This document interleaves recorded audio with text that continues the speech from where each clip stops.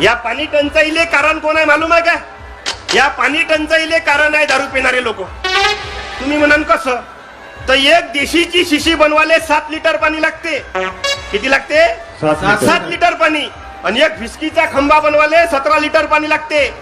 आणि महाराष्ट्रात एका दिवसात 84 लाख लिटर लोक दारू पिते. किती?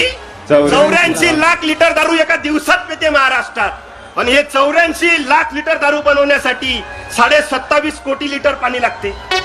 आता समजा जर महाराष्ट्रातले सारे बेवडे फक्त 2च महिने दारू पिले नाही, एप्रिल न मे, तर महाराष्ट्रातला दुष्काळ तसाच कमी होते. त्याने पाणी अडवानं पाणी जिरवा करायला लागते. म्हणून मी कार्यक्रमातून म्हणतो की पाण्याविना मरशील रे, रे भाऊ पाण्याविना तरशील रे, पाण्याविना मरशील रे.